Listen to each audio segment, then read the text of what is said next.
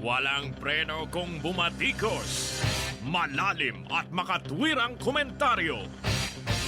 Mag-ingat ang mga politikong gumagawa ng kalokohan at baka kayo ay tamaan ng Lapid Fire!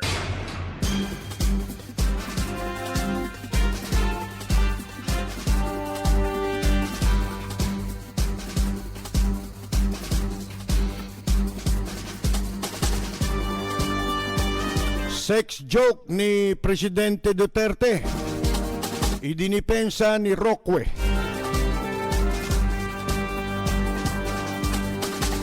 Pinapananagot ni Angel Locsin, mga kaibigan, ang DepEd na mga siraulo. Dahil po sa pambabastos sa kanya, na isinasali pa ang pambabastos sa mga module na itinuturo sa mga estudyante. Walang hiya, ano po? Tagang hayop-hayupan na mga tao rito sa gobyerno. Kahayop-hayupan na po eh.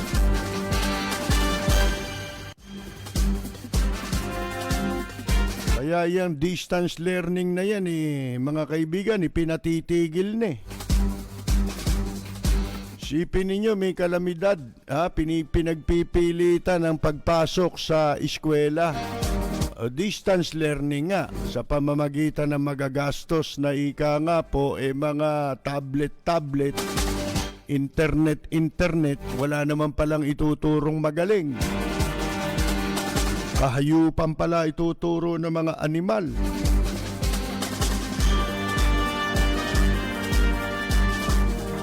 At eto rin pong mga taga-Ateneo, mga estudyante, mga kaibigan, nagprotesta sila. Gumawa sila ng protesta at pumirma sila. Dahil po naman ito sa pagiging inutil sa pagtugon dito po sa kalamidad. Particularly itong Ulysses, itong bagyo na hanggang ngayon po hindi pa yung humuhupa yung pinsala nito, mga baha at kung ano-ano sa iba't ibang panig ng ating bansa. At habang sinasalanta ng bagyo ng Ulysses, habang binabayo ang Cagayan, yung pong mayor ng Tuguegarao nagbe-birthday sa malayong lugar. Happy birthday!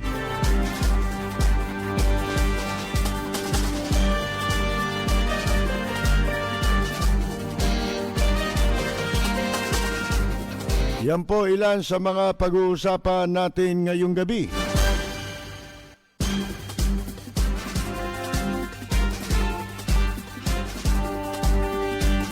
Si Percy Lapid, bumabanat. Lapid Fire! Sabi po nitong presidential spokesperson na si Roque, mga kaibigan, hayaan daw po natin yung mga kabastusan na biro. Pati ba naman sa kalamidad, nakukuha pa niyang magbiro ng kabastusan niyang Presidente Digong nyo? Ang sabi niya, ang mga Pilipino raw, nagbibiro din, para daw, mapagaang mapagaang yung kalooban pagkatapos ng kalamidad. Tarantado. Lapid, bumabanat. Pinagsasabi mong hinduropot ka.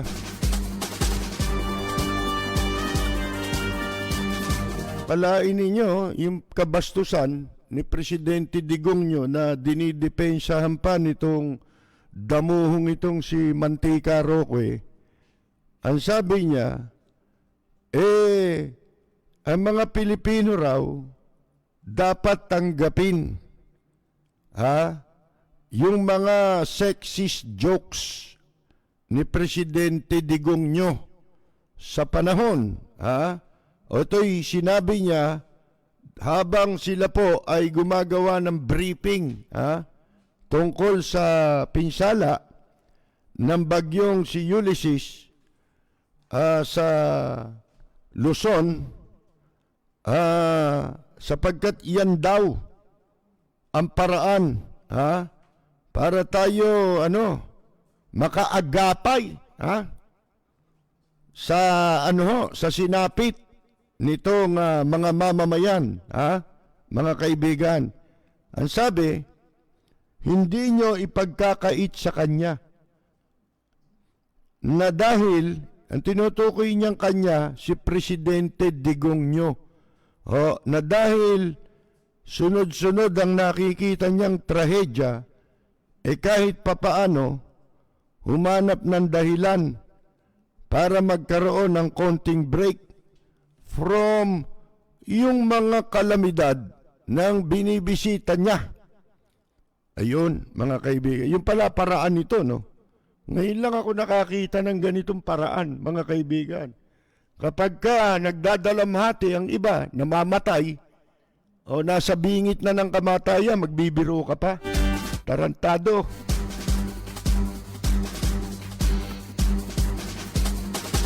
At pati yung ugali ni Presidente Digong nyo, gusto ni Roque saluhin nating mga Pilipino.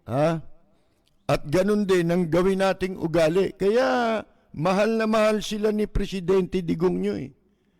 Kasi lahat ng mga masama, mga kaibigan, basta pabor kay Presidente Digong nyo, mga kaibigan, mabuti sa panlasa nila yun.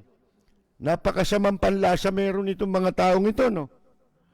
Ang sabi, ugali na ng Pilipino na bagamat marami tayong pagsubok, sinusubukan pa rin natin na i-lighten yung ating mga problema. Nalulunod na, bibiruin mo pa. Nasa bubong na nga, nakukuryente na nga, ilan na namatay Sipin mo, daming patay ngayon sa bagyo, mga kaibigan. At ang daming nagsasabi, ngayon lang nila dinanas itong ganito kalaking kagrabing sakuna. Katulad ng bagyo, bumabagyo man, ito ang pinaka-worst, sabi nga nila, na nangyari. Pinaka malala, na kanilang dinanas, mga kaibigan. Ultimo matatanda. Di ba yung sa Bicol? Itong Bicol anya lagi na lang dito dumadaan yung bagyo pero ngayon lang kami nakaranas yung sinundan ng Ulysses. Ano yun? Pangalan ng bagyo. Mga kaibigan, di ba dalawa magkasunod dyan? Ngayon naman, dito sa Central Luzon, ultimong Metro Manila, tayo po dito sa Metro Manila, mga kaibigan, pininsala nitong bagyong ito, si Ulysses. Pangalan pa lang, talagang katatakutan mo na, Ulysses Di ba? Malakas talaga. So, sabi niya pa, so hindi lang naman po yan gawain ng ating presidente. Ibig sabihin, lahat tayo bastos. At lahat tayo, masama ang panlasa natin. Nakakakita na tayo ng mga taong, ika nga po nasa bingit na ng kamatayan ng mga tao, magbibiro ka pa, gagawin mong biro. Anong klaseng utak meron ito? Ito, yung ulo nito, kalbo na, pati utak, kalbo pa rin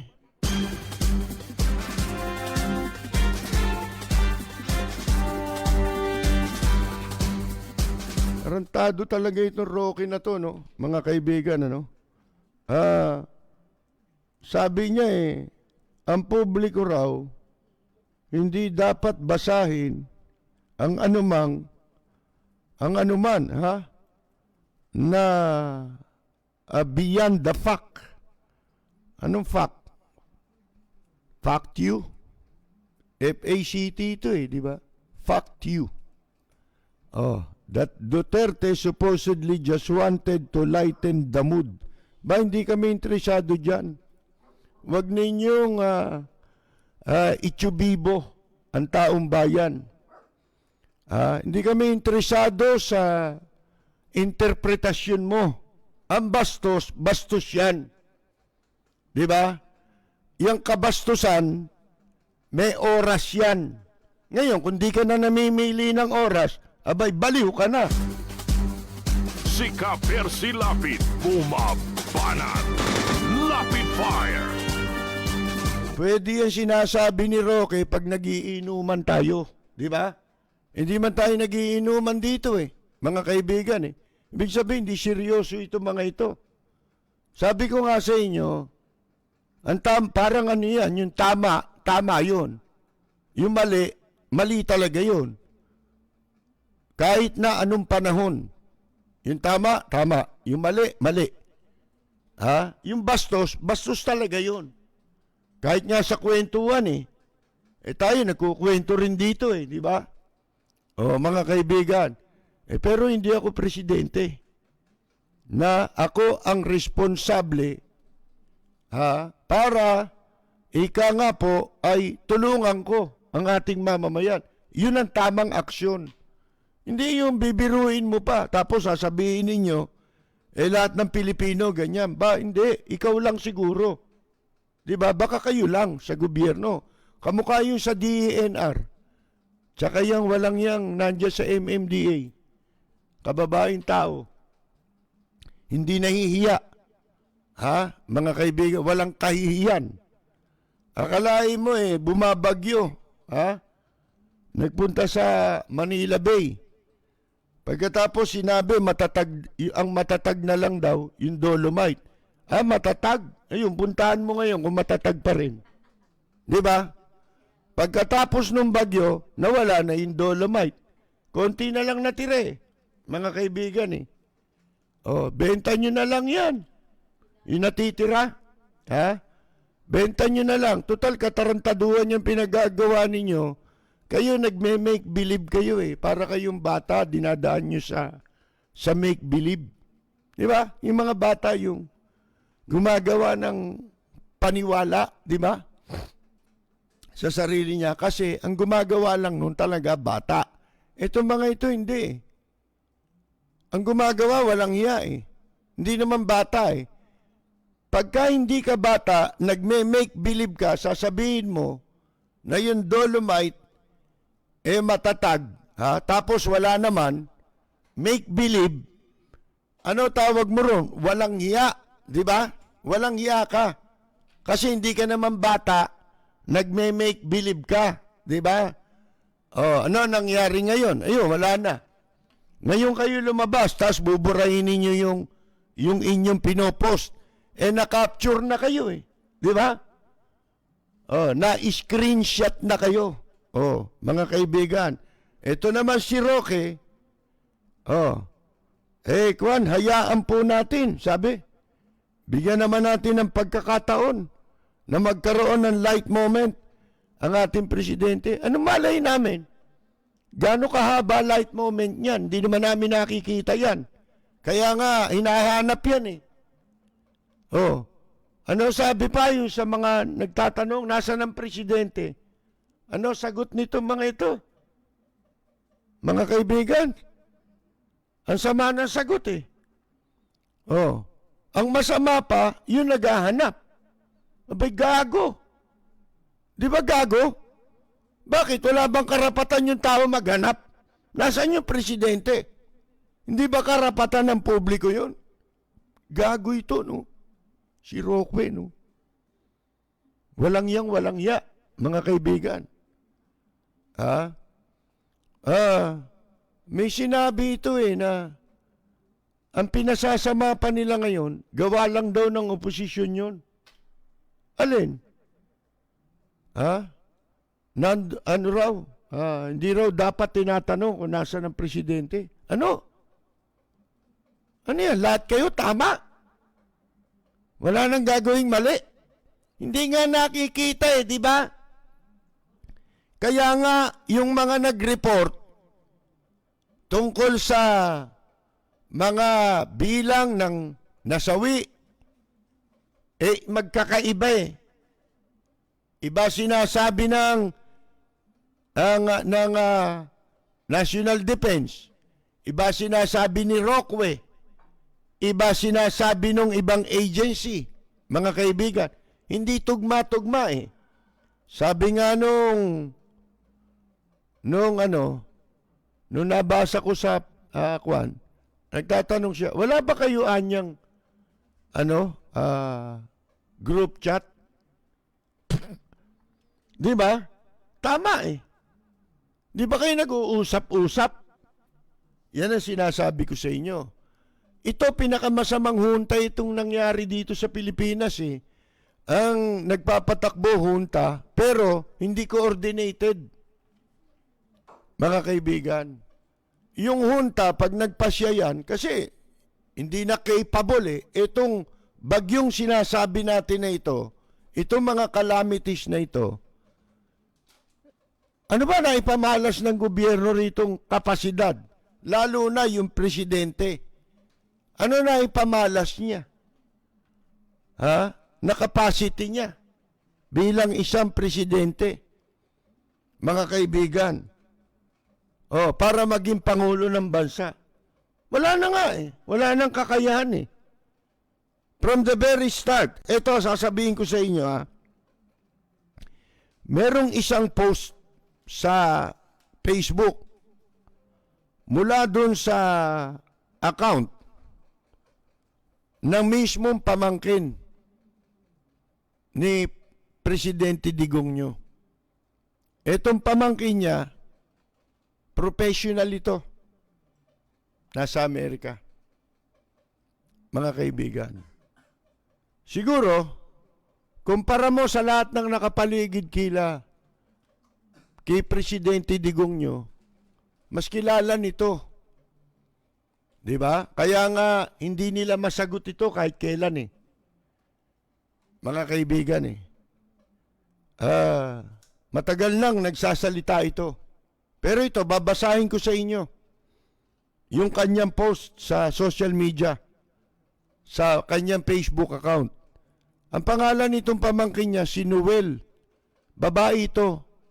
Ang spelling, N-U-E-L-L-E. Noel Duterte. Sa kanyang FB post, November 14, 2020. Nung 14 lang.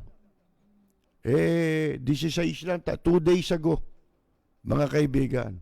Ang sabi niya ito, on Twitter, sa Twitter niya, people were talking about Digong's performance after Yolanda and wondering why he can't seem to replicate that.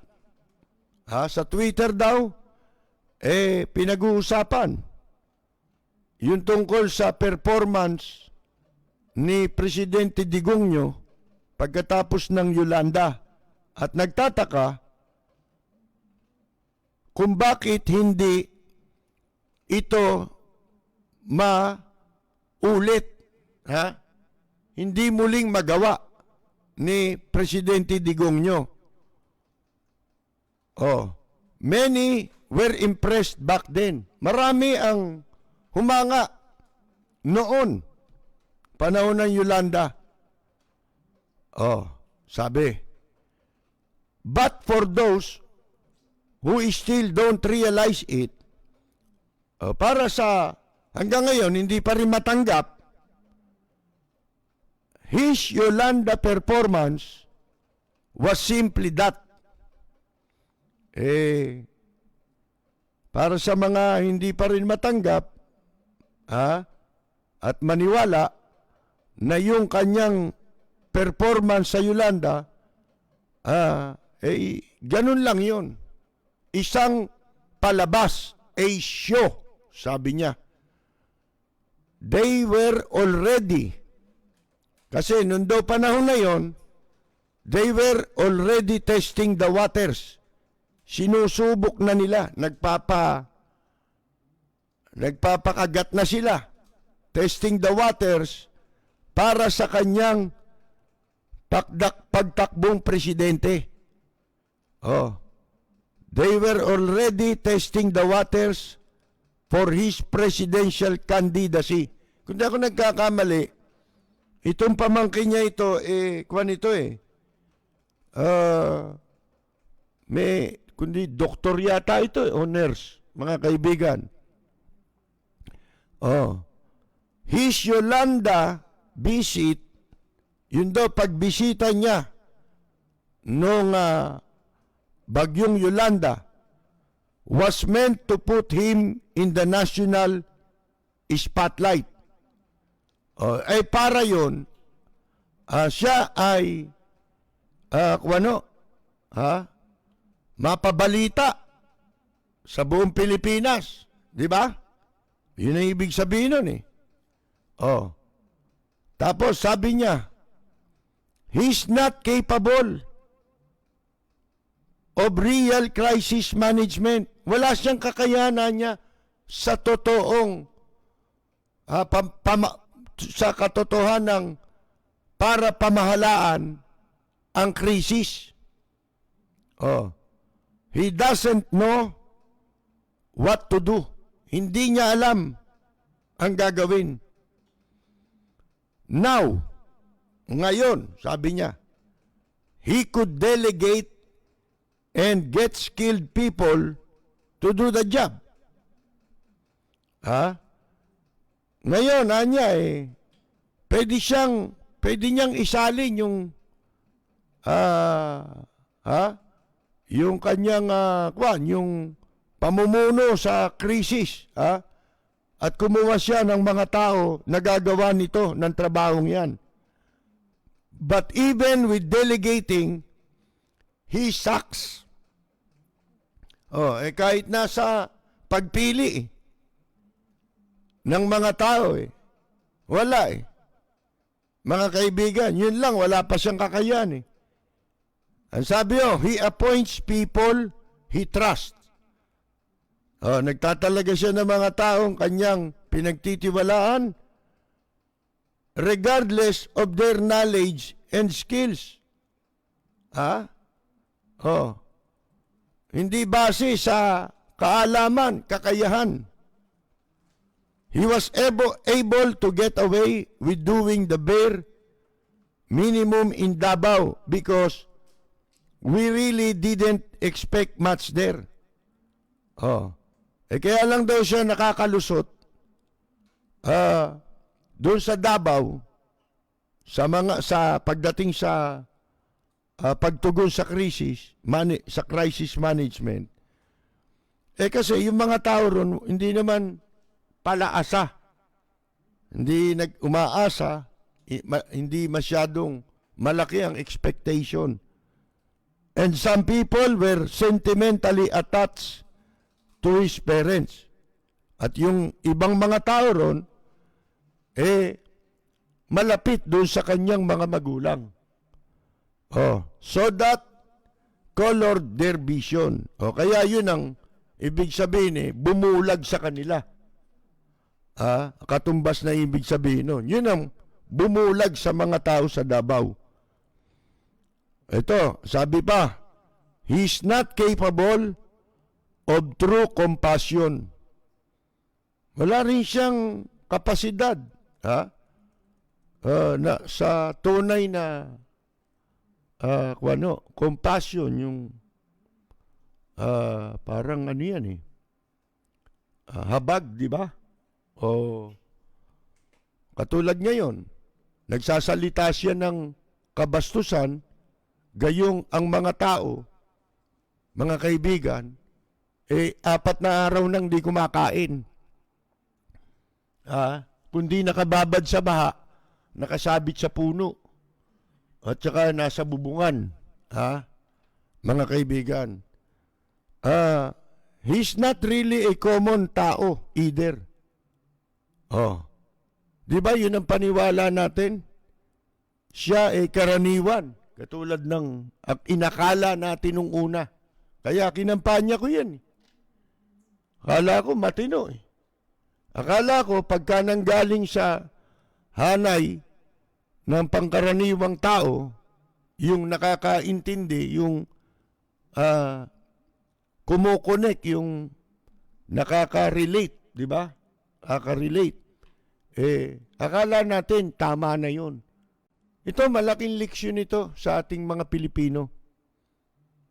At itong mga taong ito, may kapasidad pa na na baliktarin. Pinalilitaw pa nila ang mali tao. Yung naghahanap. Maniwala kayo sa akin, maraming madadala.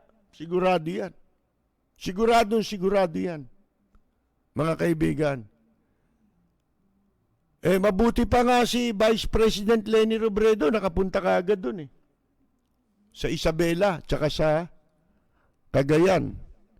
Isabela, lubog din Sinasabi nilang dahilan, kuwan daw, kung ano-ano. Pero ang tunay na dahilan dyan, yung paghahasa sa ating kalikasan. Yan ang totoo niyan mga kaibigan Di ba? May nagsabi sa akin na ang isa pang cause kung bakit lumubog yung Cagayan tsaka yung Isabela, sipin ninyo, lagpas bahay. Konti na lang yung bubong na nakalitaw, di ba? May mga lugar, lubog talaga lahat. Sipin ninyo yun. Naging dagat, yung Cagayan, at saka Isabela. Di lalong, kung nandun to si Nora, di nalunod to. Mga kaibigan, sipin mong lagpas bahay yung baha na yun Kwan nga yung hanggang dibdib ko lang, lunod na ito mga kaibigan. Sabi sa akin, yun daw Cagayan River, siguro do sa lugar na yun, kasi yun ang dulo yung Cagayan do sa Cagayan Province, yung dulo ng Cagayan River. Di ba minsan ikwento ko nga sa inyo, na yung napuntahan ko yung Quirino Province nung araw. Napakaganda doon sa nagtipunan. Nagdala kami ng Shuron sa invitation ng governor dati ng Quirino. Nakita ko pinakita sa akin yung bibig, yung pinanggagalingan, yung kung saan nagsisimula yung Cagayan River. Doon yun sa Quirino Province, mga kaibigan, tabi ng Isabela. Ngayon, tutuloy ko lang itong sinasabi ni Noel Duterte. Hindi siya talagang karaniwang tao, common. He's not really a common tao either, sabi niya. Kaya walang compassion. Alam nyo, doon ko na ang isang tao na pagbata ka, di ba? Pagbata ka, naiintindihan mo ito kaibahan ng bata sa matured Pag nasa kabataang edad ka, yung meron kang compassion di ba? Kahit na sabihin mong estado mo sa buhay. Kaya may mga maraming mga kabataan ganyan, may compassion yan. Kaya makikita mo ngayon, di ba, sa mga social media, mapapansin mo, pag dyan merong naagrabyado, kinukuyog Ang gumagawa niya mga kabataan yung kulang sa pangunawa na tatangay agad ng emosyon. Mas mabuti yun kasi may compassion. Kaya lang mali. Di ba? Mali. Nangihimasok na sa issue na hindi nila naiintindihan. Kasi nakita lang nila yung kaapihan. At isa pang ang tao para magkaroon ng compassion, yung nasa edad na, sapat na yung gulang, mga matured na mga tao. Nandyan na yung mga walang compassion, di ba, na tao. Ito, kamukha nito si Presidente Digong nyo. Totoo sinasabi nito kasi ipinakita ito ni Presidente Digong nyo sa maraming pagkakataon. Baliwala sa kanya. Katunayan nga, itong pinag-uusapan natin ngayon dapat ka pa ba magbiro niyan? Para mailusot mo lang yung kabastusan, mga kaibigan, abay, dadakilain mo pa yung Presidente Digong nyo. Imbes na, sana hindi iniwasan mo na lang sagutin Kasi adding insult to injury, sabi nga, di ba? Mas lalo mo lang idiniin, tsaka iniinsulto mo na ang tao ng diretsahan. Wala kayong alam na gawin kundi ganyan, mang-insulto. At ako'y naniniwala dito kasi totoo yung sinasabi. Hindi ko mo kamag-anak niya ito. Kamag-anak niya, mas kilala niya nga naman ito sa atin. Di ba? Mga kaibigan. Pero, yung sinasabi niya, tumutugma sa katotohanan. Tugma sa mga ipinamalas. Di ba? Dito kay Presidente Duterte, wala naman magaling dito kundi siya. Ultimong Diyos, minura niyan, di ba? Ano pa ang hindi niya kayang gawin? Mga kaibigan, yung pinakasukdulang di magawa ng tao, nagawa niya may masukdulang pa ba ron? Mga kaibigan, ang sabi nitong si Noel Duterte, he's an elitist at heart. Elitista yan. I say that, sabi niya, because I know where he comes from. Ang isang elitista ba, ugaling elitista, mga kaibigan, mahirap ba yan? Katulad ng sinasabi niya, galing siya sa mahirap. Ito magpapatotoo, kamag-anak nila yan Hindi sila mahirap, di ba? Mga kaibigan, nagpapanggap lang. Mahilig to magpanggap Di ba si Bongo, inutusan yan, magpanggap ka. Magpanggap kang oposisyon sa Senado. Hindi niya sinabing magpanggap, pero sabi, you act like an opposition. Di magpanggap yun. Hindi ka naman oposisyon Papapil ka na oposisyon. Di magpapanggap ka, di ba? Mga kaibigan, I know where he comes from. Kilala niya So, ang mga sinabing ito ng kanyang pamangkin mismo, sana kung hindi ho yan tumugma sa mga pangyayari, base sa mga pangyayari, tumugma po Hindi ho ba, mga kaibigan? Ngayon, tuloy natin ho yung sinasabing depensa nitong si Mantika Roque. Kasi nagsalita ng joke itong si joke daw yan. Pagpaligay na natin, totoong joke yan. Mga kaibigan na nagbiro, masama sa panlasa ho yun. Di ba yung pagbibiro, nilalagay sa lugar yan? Di ba? Kasi mababastos mo yung tao pagka ang pagbibiro mo wala sa lugar. Di ba? Kausap mo, halimbawa, madre. Magjojo ka ba ng kabastusan? Di ba? Yung kausap mo kaharap mo. Yung example yun.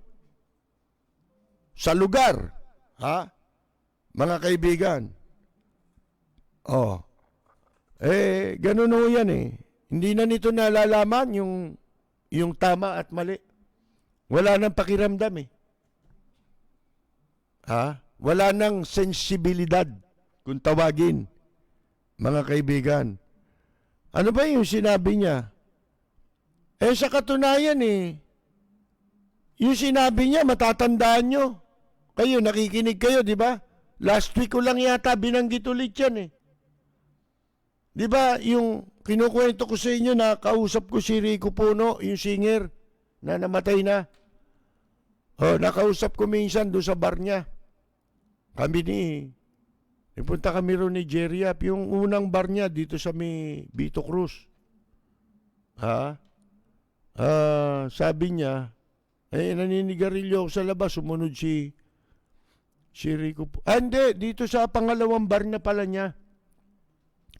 Umupo siya ron sa table namin. Kasama ko pa si Ka Jerry. Sabi ko sa kanya, pare may nagtatanong sa akin sa radyo eh.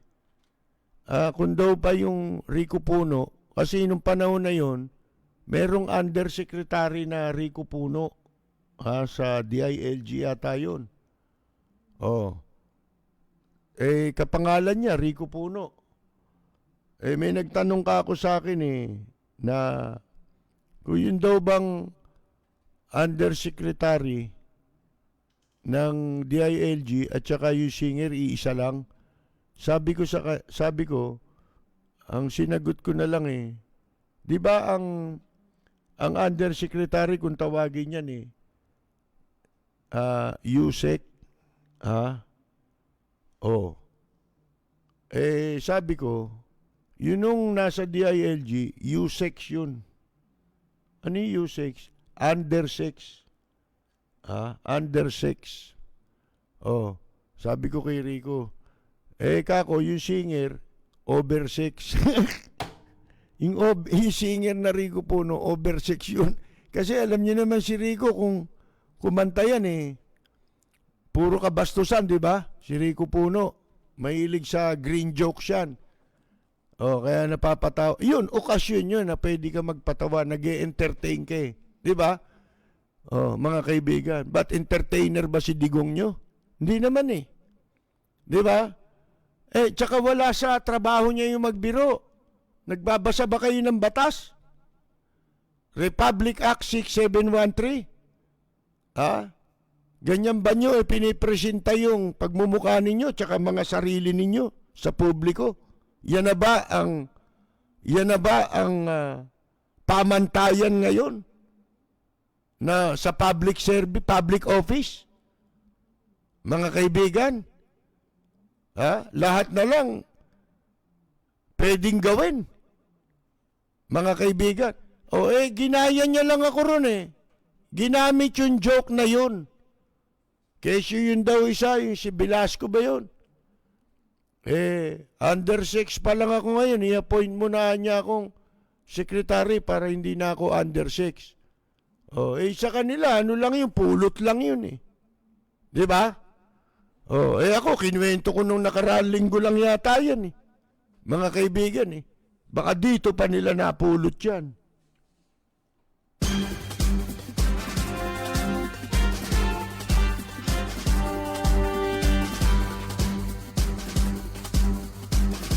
Tsaka yan, biro ba yung pagiging, yung mga sexist jokes na yan, mga kaibigan?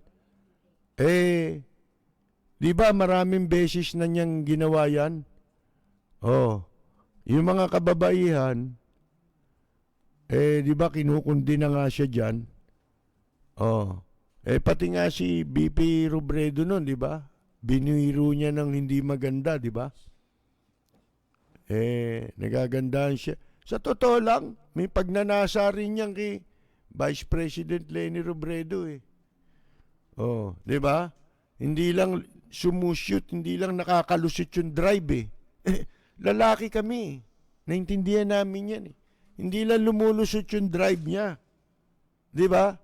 Kay BP Leni, akala niya, yung katulad niya nun, ang kaharap mo, disenteng tao. Siyempre, ma-o-open yun, pero hindi magpapahalata. Di ba? Alang-alang sa posisyon nyo. Pero inaabuso niya Di ba?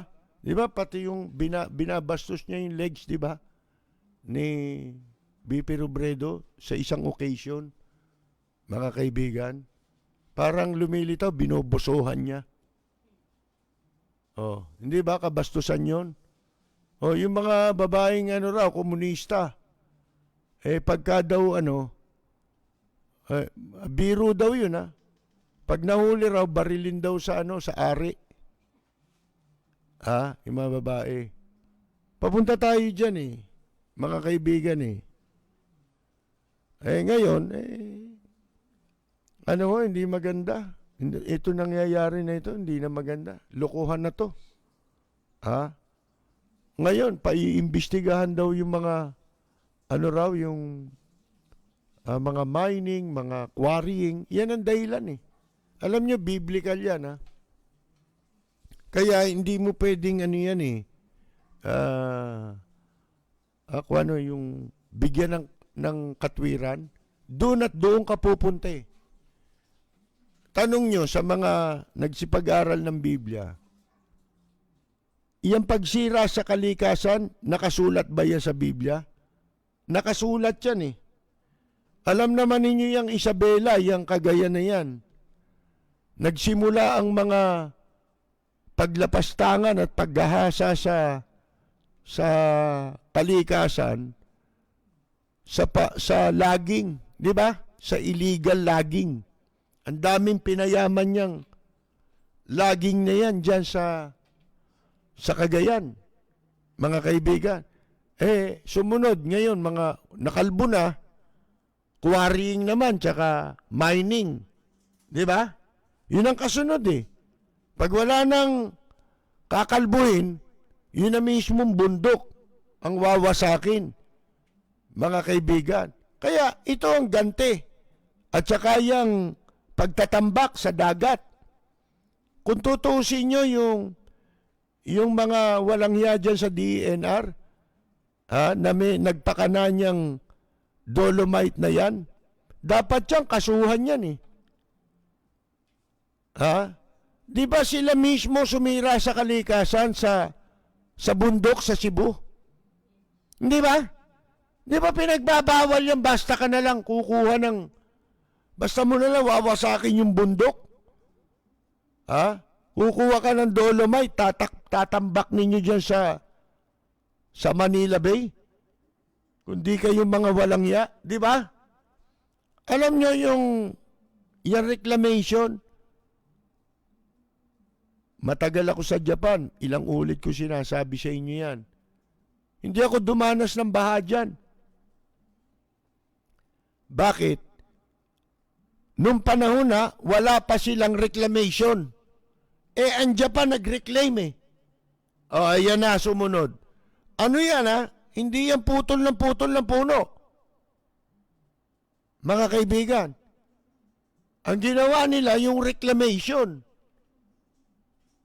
Kita ninyo, bumaha. Yung reclamation,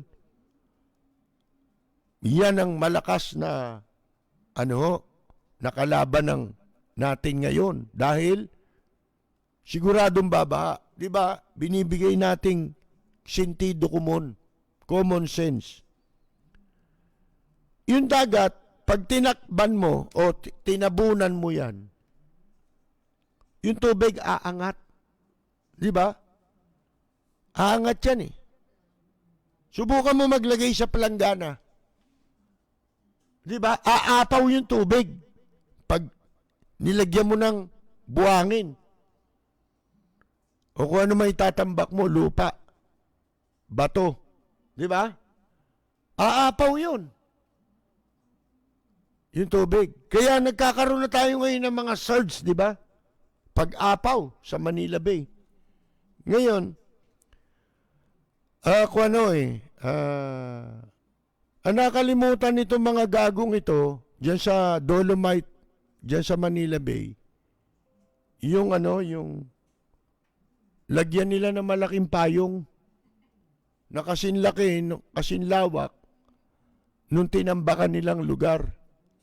Kung 500 meters yan, ganun din kalapad yung payong nilagay nyo.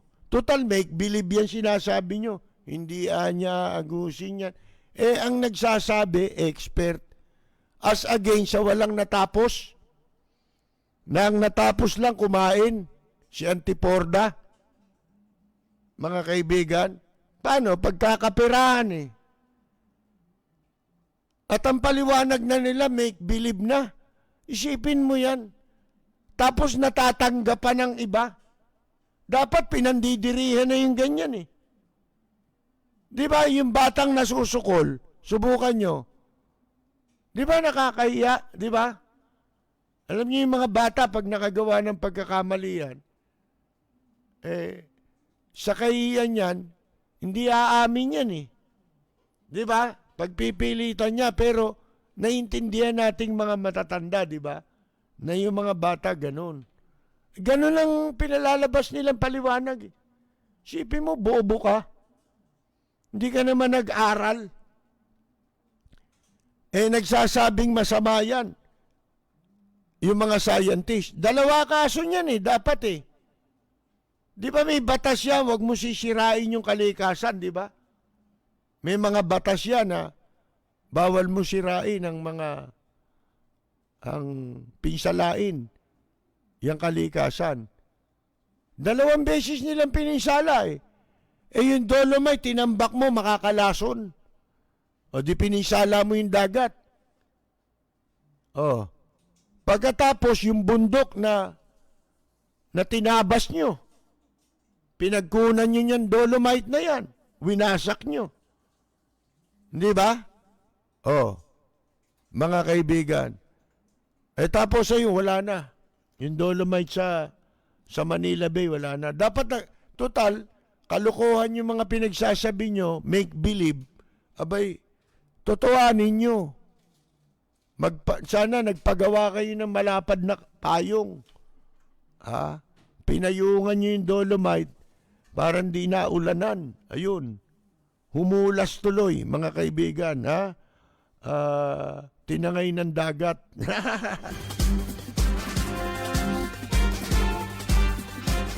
Yung sinasabi natin kanina, tanungin nyo yung mga nagsipag-aral ng Biblia kung di totoo sinasabi ko. Yung totoo baka mamaya makausap nyo si Soriano. Bopol yan eh. Ano yan eh. Masama yan, pinagbabawal yan. Yung mga puno, di ba nasa Biblia yan eh. Hindi ko lang alam kung anong verse sa Biblia na huwag niyong sasaktan yung puno. Hindi naman necessary sinasabi, huwag kang puputol ng puno. Ang sinasabi, yung kung kailangan lang. Di ba? Kailangan. Dito walang habas eh. Pag nagtayo ng subdivision eh, lahat ng puno tanggal eh. Mga kaibigan eh, di ba? Diyan no, sa Maynila, di ba? Tinanggal ni Erap yung mga punong matanda pa sa Army Navy Club. Nauna pang naging puno kaysa Army Navy Club. Yung Army Navy Club, 100 taon na mahigit yun. Ano tinayo? Casino, mga kaibigan.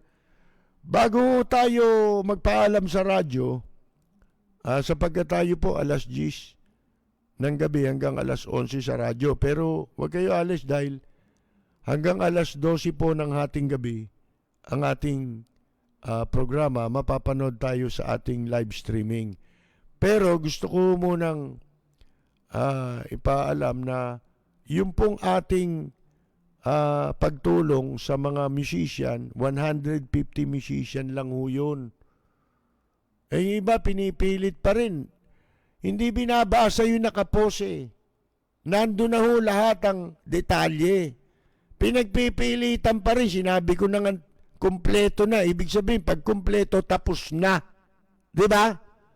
Yun ang hirap sa iba eh. Pinipilit yung sarili. Sinabi ko nga, 100 nga lang yan eh. Dahil sa maraming nagmagandang loob, napaabot natin ang 150. Diba? At pangalawang bigay na po yan. Wala tayong magagawa kahit pagpilitan nyo yung sarili nyo. Unang-una, hindi ho kami gobyerno, wala kaming accountability. Wala kaming ninakaw sa gobyerno. Kaya, hindi ho nyo pwedeng ipagpilitan. Para lumalabas pa ron, gusto pang Gusto pang ako pa ipahiya dahil hindi sila nakasali. Di ba? Nakalagay ho doon basahin niyo mabuti. Ang hirap nabasa niya lang yung 1,000 Hindi niya na binasa lahat yun, tsaka yung 150 katao. Ha? Wala akong obligasyon sa inyo.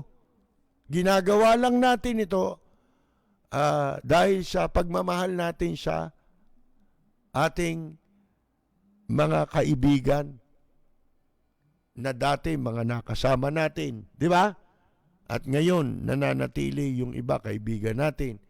Yung iba nga, hindi ko kaibigan, hindi ko kakilala. Napasama dyan. Di ba? Kaya kung hindi ho kayo napasama, wala ho kayo magagawa ron. Di ba? Sabi ko nga humingi ako ng paumanin kung hindi kayo napabilang. Di ba? Kasi 100, ina-announce ko yun una, hindi kayo nakikinig. Di ba? Pero pag pera, napapakinggan nila, nababalita Di ba? Wag ho kayong ganon. Kasi lalo kayong hindi tutulungan kahit sa iba kayo magpunta. Di ba? Pasalamat na lang kayo kung di kayo nabigyan hindi ho naman namin obligasyon yun Di ba? Ito'y awa lang natin sa ating mga kaibigan, mga nakasama, at alam ko ang sitwasyon ninyo. Wala naman nakagawa niyan Hindi siya pinagyayabang ko. Ha? Walang nakagawa niyan ngayon. Sabi ko nga sa inyo, may mga iba dyan, nag-o-online sila, di ba? Fundraising. Sa kanilang sarili yun. Di ba? Yung kikitain nila ron para sa kanila, kung ilan sila, maghahati sila. Pero ito, hindi. Wala kaming ginambala sa inyo rito. Di ba? Kung sino po lamang yung, kasi hindi naman 150 yung kakilala ko mismo. Marami ho dyan, di ko kakilala. Hindi kayo napasama. Sorry na lang. Di ba? Kahit pa ang priority natin senior na musician, mga kaibigan. Pasensya na lang humingi kami ng paumanin. Kung lolo binunang itaas, baka magkaroon kami ng pangatlong beses na pamamahagi. Pero hindi na namin alam kung aabot pa kami sa 150 o baka 100 lang, di pa kami umabot Tapos na ho kami mamigay sa second tranche. Naka 150 person ang na musician ang nabigyan namin. Yung iba nga, hindi nga nagpasalamat sipin ninyo yan. Nakapost nga doon i-text nyo lang kami kung nakuha. Di ba? Kasi gusto namin masiguro na yung tulong nakarating. Ngayon, kung hindi nyo nakuha, kukunin namin ulit sa Palawan. Di ba? Sayang, ibibigay ulit namin sa iba. Yun lang ang iniling namin pagka wala na tapos na yun Natapos na kami kahapon. Nabitin nga kami ng ilang araw dahil sa bagyo Sarado yung 2 araw, sarado yung Palawan. Di kami makapagpadala Mga kaibigan natapos namin kahapon.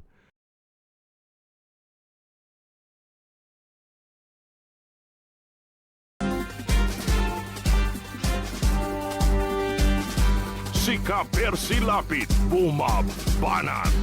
Lapid Fire!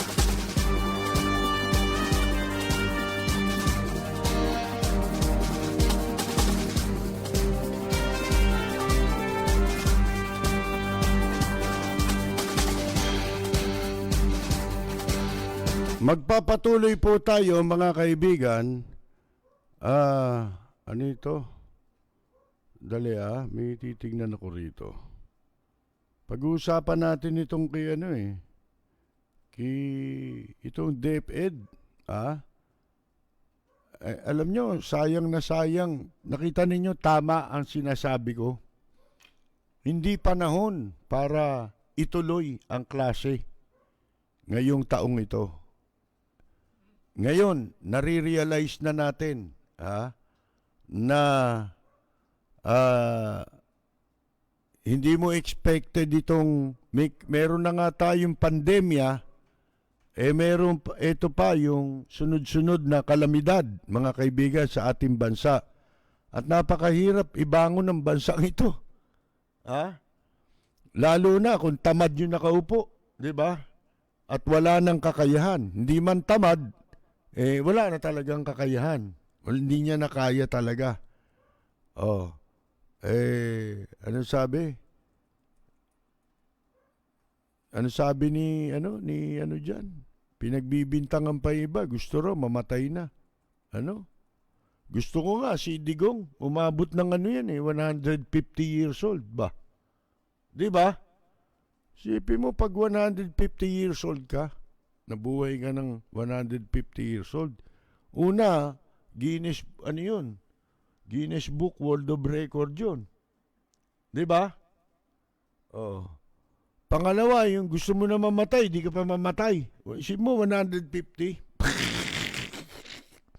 Kaya, sabi ko sa inyo, masamang pinagdadasal yung yung tao mamatay. Masama yun. Oh. Pagdasal mo, humaba buhay, maging 150 years old. Ngayon, ito, distance learning, pinatigil na. Bakit hindi masasayang, di ba? At saka, walang niya, ito na ba ang klase ng edukasyon meron tayo ngayon sa Pilipinas? Naupo lang itong matandang ito, ano pangalan niyan? Si Briones, mga kaibigan. Makapal din ang mukha niyan, kung kailan tumanda.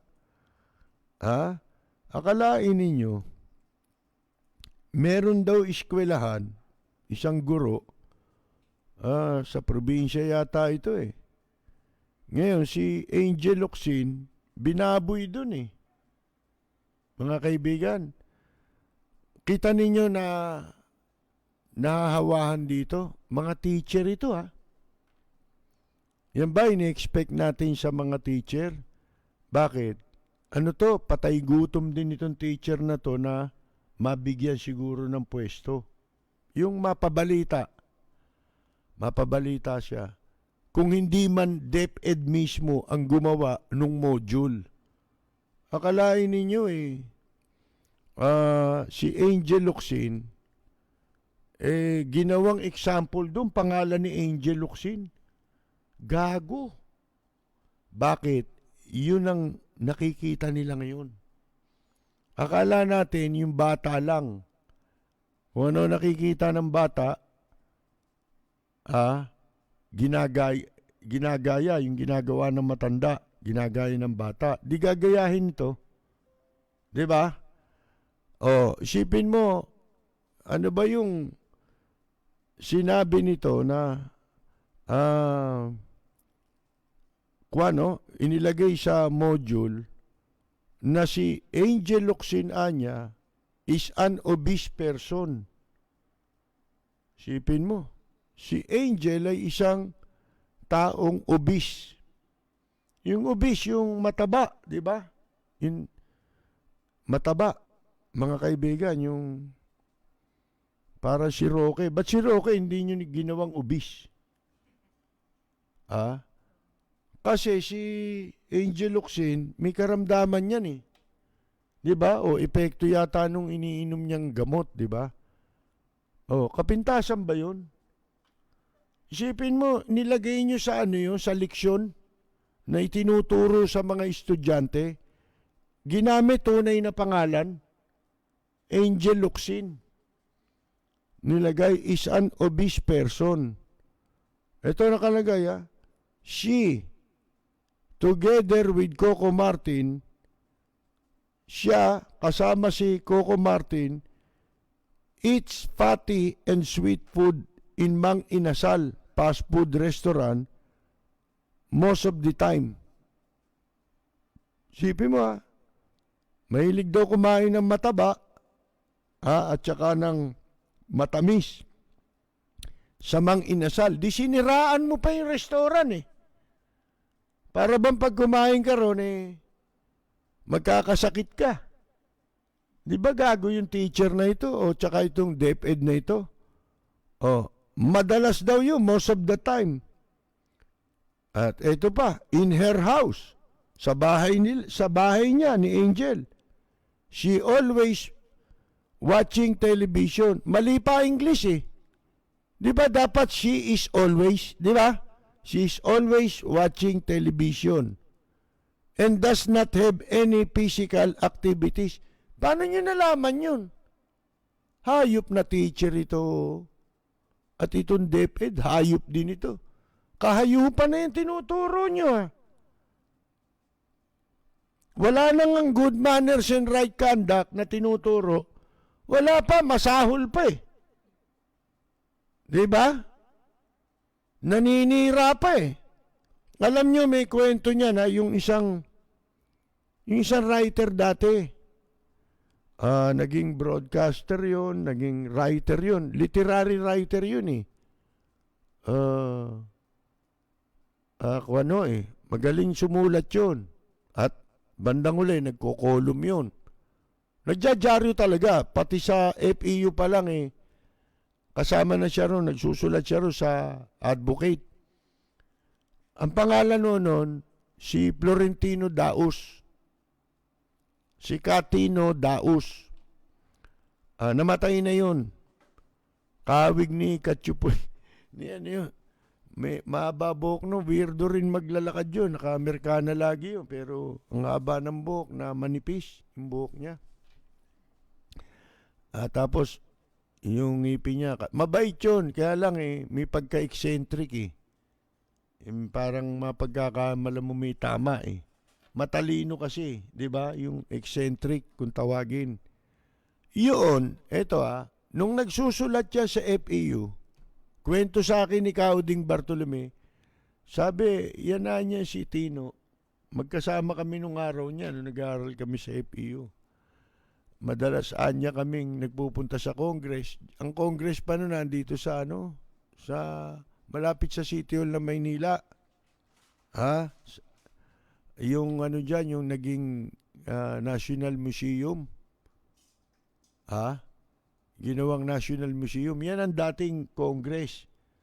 Nagpupunta raw sila diyan, tapos lahat ng madaanan nilang stapler doon sa mga opisina ng congressman, binubulsa nila.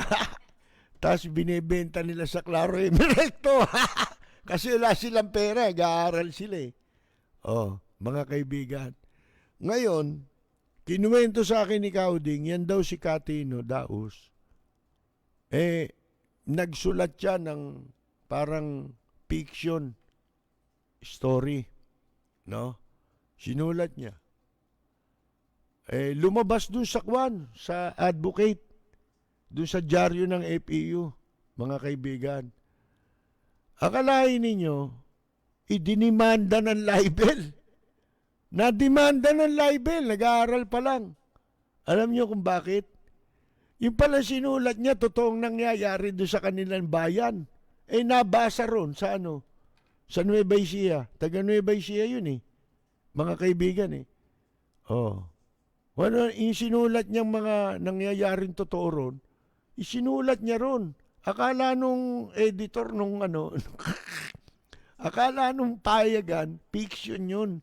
Kwento lang, di ba? Na kathang isip lang, di ba? Yung pala totoong nangyayari. Abay, dinimande eh. Lalo ito, pinangalanan mo si Angel Locsin. Abay, pwede ka madimanda dyan. Ba't mo tinuturo yan sa eskwela? Di ba? Kaya ako binabanggit sa inyo yun. Mga kaibigan, sabi mo, pinintasan mo yung tao eh, may kapansanan. Di ba? Hindi mo dapat ipinatutungkol kung babanggitin mo yung obis sa kanino mang tao. Kasi kapintasan yan eh. Mga kaibigan eh. Tapos kilala pa naman tao ito si Angel Locsin. Diba? Kung kayo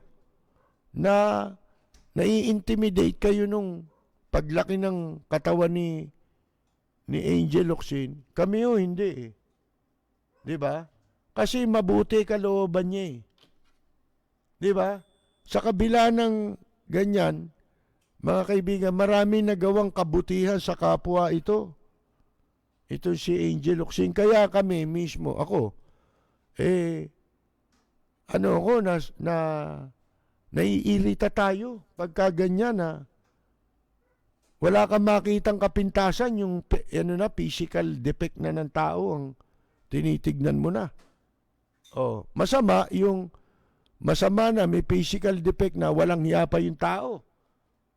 Oh, ba't si Roque hindi nyo matawag na obese? Mga kaibigan. Ha? Hindi ba malakas lumamon yan? Ha? Namamagana yung muka. Oh. Hindi ba lumalamon ng matatabayan? At saka ng matatamis? Akalain mo, pati yung kilalang food chain, siniraan pa eh. Inilagay doon, isinali yung mang inasal. Doon daw kumakain si Coco Martin at saka si Angel Locsin. Si Coco Martin, di naman mataba. Hindi ba? Mga kaibigan, bakit niya nilagay doon? Ito nagtuturo, patay gutom na digong nyo to. Ha? Ano to? Dutertaning ito. Isipin mo, pati yung pagtuturo, isinasali politika, mga kaibigan. Kaya ngayon, sabi ni Angel Locsin, bagamat humingi na raw ng paumanhin itong Department of Education kay Angel Locsin. Sapat ba yun? Hindi ba dapat sibakin yun? Tanggalin sa pagtuturo yung hayop na yan, kung sino man ho yan. Mga kaibigan, walang hiya yan na tao. Ito sabi naman ni Angel Locsin, kanyang binatikos ang Department of Education dahil sa parang hindi sila apektado nung values ng isang guro na nagpo-promote ng kontrobersya sa physical education module. Yung physical education lang pala tinuturo nitong animal na teacher na ito. At tinawag na obese si Angel Locsin. Pwedeng i-demanda ito kung tutuusin ninyo mga kaibigan Ewan ko lang kung magdidemanda ito. Sabi ni Angel Locsin, what bothers me most is apart from teaching incorrect grammar, mali pa nga naman yung grammar, sa mga estudyante, nagtuturo ka na, bukod pa sa maling grammar, ang DepEd, kasi marami ng pagkakamali, di ba? Ang mga module na nadiskubre, di ba? Katulad din ng mga textbook na mali-mali ang nakasulat pero pinagkakakitaan, iniimprenta at pinagagamit na textbook sa mga paaralan. Pinagkakitaan lang yun. Hindi po binabasa yung mga libro bago aprubahan. Kasi kontrata yan yung libro pati itong module, ganun din yan. Tingnan ninyo, walang matututunang matino pala ang mga estudyante. Sabi ni Angel Locsin, DepEd seems unaffected that the said teacher is teaching bad conduct and showing discrimination among the children. Anong mangyayari sa future kung ang mga kabataan ay tinuturuan ng pambabastos at pangungutya sa kapwa? Bali ba hindi lang pambabastos ang tinuturo nito? Ito'y nagpo-promote ng para ang mga bata pa lang masuklam na sa kung kanino, katulad kay Angel Locsin Ang tawag diyan parang hate hate campaign eh. Merong hate campaign laban kay Angel Locsin dahil gano'n na lang ang pagsisikap nila na siraan yung tao. Una, pinaratangan nitong MPA. Di ba? Oh, tumutulong daw sa MPA. Ngayon, paririnig ko sa inyo ha. Ito, pakinggan ninyo. Kung sino tumutulong sa MPA.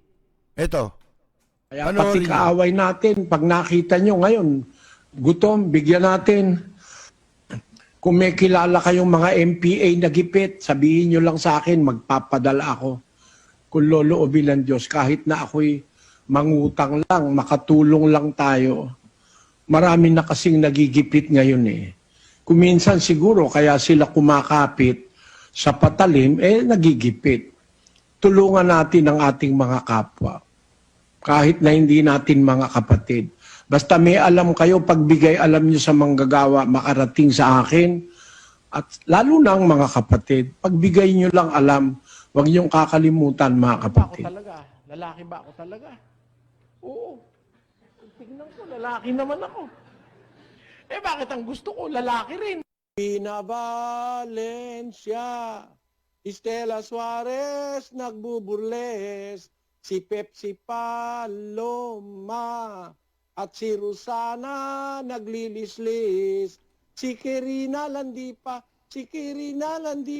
hubot-hubad, nagbobomba.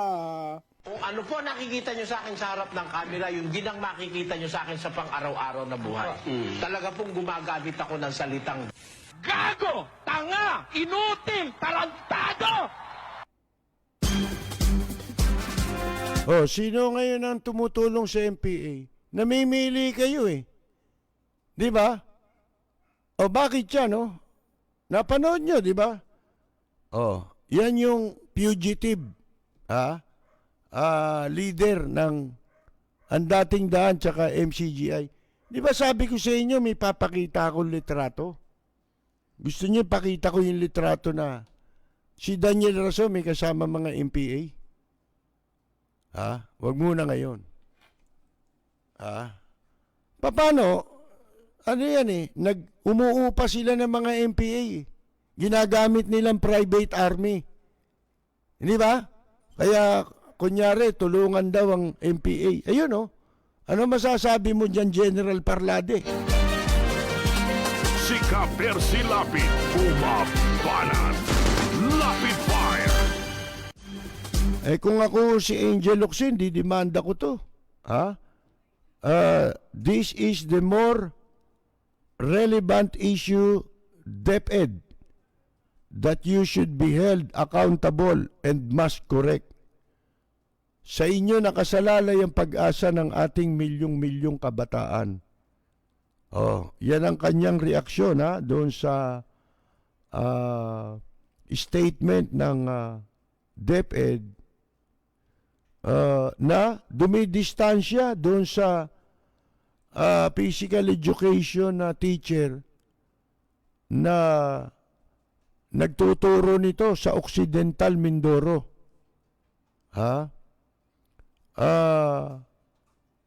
Kanya na raw hindi papansinin itong isyong ito kapag ka ang DepEd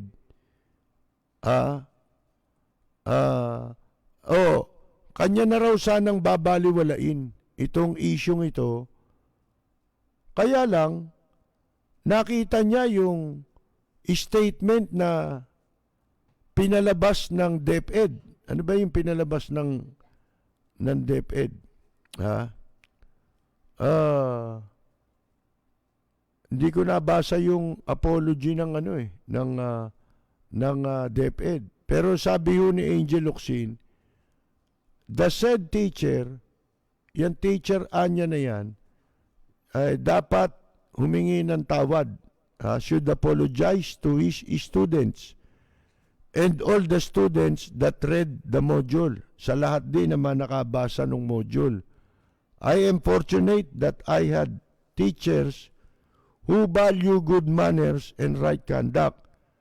Every child deserves to have teachers like them.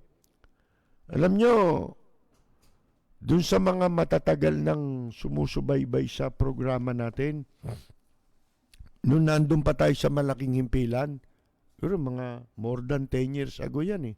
Pakisagot nga ito, nagri-ring. More than 10 years ago, mga kaibigan. Nung ko pa sinasabi itong dapat ibalik itong GMRC sa pagtuturo. Diba? Pero ilang taon bago pinag-usapan. Hanggang ngayon, di na ibabalik eh. Kailangan pa gumawa raw ng batas sila. Oh. Di ba may nagpapanukala? Department order lang yan eh.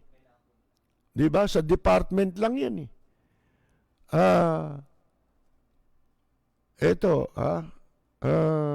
Parang merong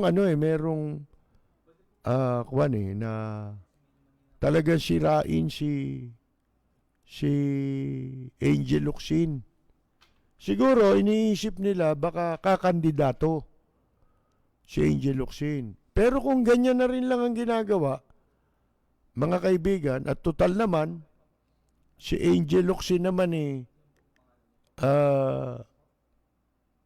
kumpara sa iba, nakakatulong siya, ginagamit niya sarili niyang pera, tuwing nangangailangan ng tulong ang mga kababayan natin. O di, kung yan ang kinatatakutan nila, dapat tumakbo na rin si Angel Locsin, mga kaibigan. Kung ako tatanungin ninyo. Kasi, mas mabuti pa to, sa pananalita pa lang niya, makikita mo na may kakayahan siya. Di ba? Hindi naman siya tanga. Alam niya ginagawa niya. Alam niya sinasabi niya. Yun ang importante. Marami diyang nakaupo, hindi alam ang sinasabi. Hindi alam ang ginagawa, mga kaibigan. At wala pa nagagawa. Di ba?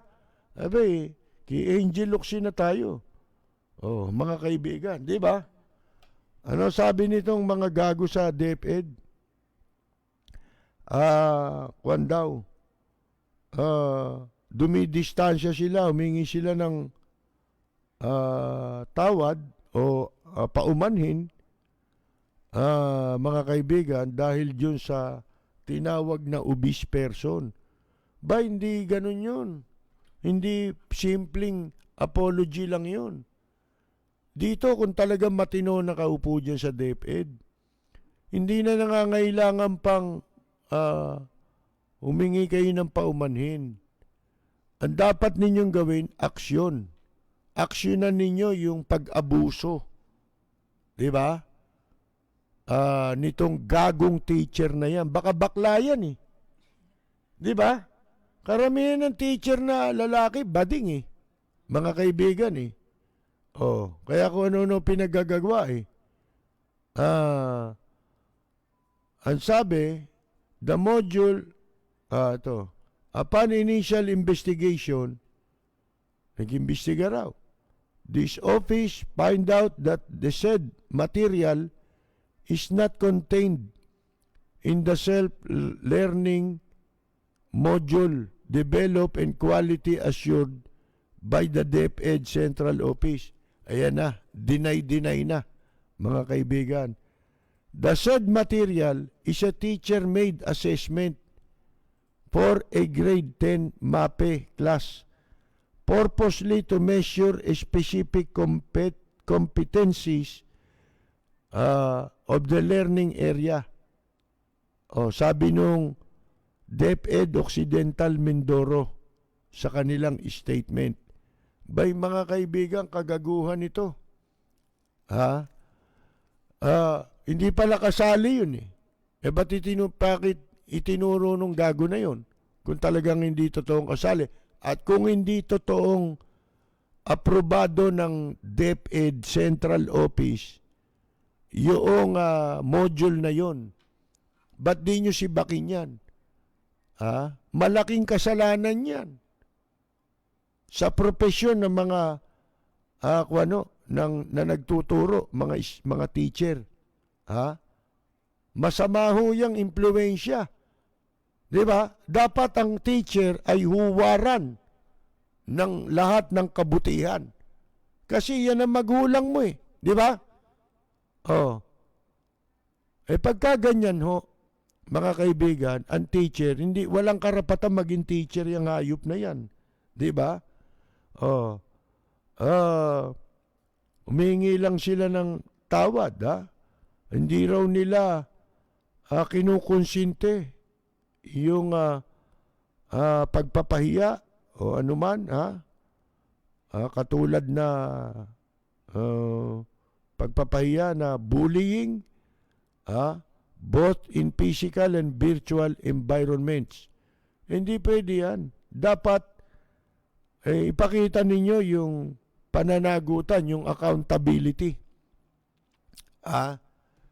Nagpapasiklab ito, siguro gustong magpapansin. Kasi yan ang asal nila ngayon di ba? Yung mga Dutertanings. Yung mga tagahanga ni Presidente Duterte, tsaka yung mga nakapalibot sa kanya. Lahat yan ang iisali niya, yun ang sinabi ko sa inyo Kung gusto mong lumakas ka kay Presidente Digong nyo, mambastos ka ng mga tao. Di ba? Na alam mong yung mga tao na yan ay hindi naniniwala sa mga pinaggagawa nila. Di ba? Ang gagawin mo, babuyin mo. Dito to sinasabi ko, mga kaibigan, yun ang nagiging konsepto ng pag-iisip ng mga walang hiya ngayon. Dumadami walang hiya. Kasi nagpo-promote ng kawalangyaan yung mismong nakaupo sa gobyerno. Si Ka-Percy Lapid, bumabanat. Lapid Fire.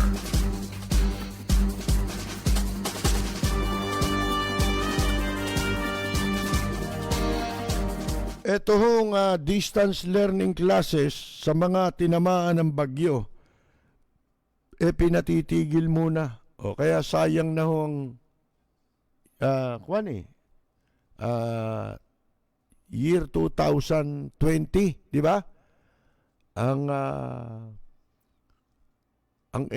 yung mga binuksan yung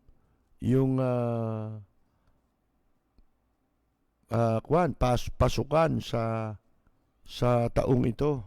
Na sinasabi natin nung una pa lang, malabong yan Walang matututunan Unang-una, maraming mahahawa dyan. Distant learning naman ito distance learning ito, yung nasa bahay ka lang, nagko-computer, nag-i-internet, mga kaibigan. Wala nga ako natututuan Nakikita ko yung apo ko maliit. Wala natututuan Hindi interesado Iba ho yung kaharap yung teacher. Di ba? Iba yung nandoon lang. Kadalasan pa naman, ngayon, lahat ng bata marunong mag-computer. Di ba? Pati sa cellphone. Di ba? Kaya, doon mo sila pag-aaralin, hindi parang akala naglalaro lang sila. Di ba? Yung mga musmos. Mga kaibigan. Kaya may mga litrato, makikita ninyo. Yung bata, nakasubsub yung ulo sa ilalim ng kung saan ng upuan. Yung lola nakaharap doon sa computer. Mga kaibigan. Di ba? Totoo naman yun nakikita ko At yun, ano na yun sintido ko mon, wala pa yan. Anticipated na natin. Lalo na yan. Dumami ang kalamidad. Mga kaibigan. Mukhang di pa tapos ang kalamidad dito Hanggang Abril pa yata yung mga bagyo na yan Mga kaibigan. Dahil sa La Nina. Ito sa ipatitigil sa Rodriguez. Doon sa Cagayan ba, matutuloy pa yan? Lubog, sa Bicol ba, matutuloy pa yan? Mga kaibigan. Isipin mo, ang isip ng mga tao, gulong-gulo. Paano pa nilang maisasabayan ng mga magulang yung distance learning na yan? Uunahin pa ba nila yan kaysa sa mga mas importanteng bagay na kailangan nilang unahin ngayon. Mga kaibigan, dahil napinsala sila. Baka niwala nang matiran yung marami dyan. Di ba? At kung meron man, baka yung mga kasangkapan nila para sa pag-aaral, wasak-wasak na rin yun. Eh, mabasa lang yan, sira na yan eh. Di ba? Yung mga computer, mga kaibigan. Oh, lalo dun sa mga probinsya, wala naman yan. Dito sa Rizal. Ano na to common sense eh. Wala nang halaga yung pag-aaral muna ngayon. Di ba? Mas mahalaga ngayon yung kabuhayan nila. Paano tayong mabubuhay? Oh, di ba?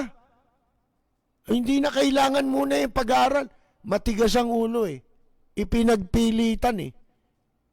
Marami na nga ang nagsasuggest na ipagpaliban na ang klase. O yan ngayon. Hindi sila sumunod. Lalo na itong inutil na Pangulo natin, mga kaibigan. Sinang-ayunan sa kabila ng maraming panawagan. Sino kumita? Di ba? Kumita lang yung mga eskwela. Meron akong binabanggit no minsan, di ba, sa Cotabato. O yung isang paaralan doon. Distance learning ang klase. Mga nursing student yata. Akalain ninyo, sinisingil sila ng kuryente nung eskwela. Bukod sa tuition fee, ang daming sinisingil sa kanila. Pati yung facilities ng eskwela na hindi magagamit dahil distance learning. Sino kumita rito? O DepEd, kumita yan. Mga kaibigan, sigurado yan. Napakaraming pagkakakitaan ngayon dyan eh. Computer, doon sa sinasabi natin sa Cotabato, ito, nung pinaplano nila yan, sinabi natin yan, nagkatotoo doon sa Cotabato Hindi ko alam kung sa mga eskwela rito. Yung eskwela, naniningil ng bayad sa internet, sinisingil sa mga magulang at estudyante. Bakit mo sisingilin yun? Obligasyon ng eskwela na mag-provide ng internet connection. Di ba? Tapos, isa lang ang bayad nila sa internet connection, lahat ng estudyante kukolektahan nila. Di kumita pa sila. Pinagkakitaan, sila nagnegosyo ng internet. Mga kaibigan, pagkatapos kuryente, sinisingil sila. Di ba kasama sa tuition fee yun? Bakit bukod kang parang City Hall na ito eh? Sa Maynila, ganyan eh. Mga kaibigan eh. Yung basura, sinisingil eh. Paghakot ng basura. Samantalang may budget na yun May budget allocation yung basura. Taon-taon yan eh. Inaaprobahan yan. Lalo ngayon, namumunini yung basurahan dyan sa Maynila. Sila nagpinance sa kampanya eh. Mga kaibigan, yan Lionel, di ba?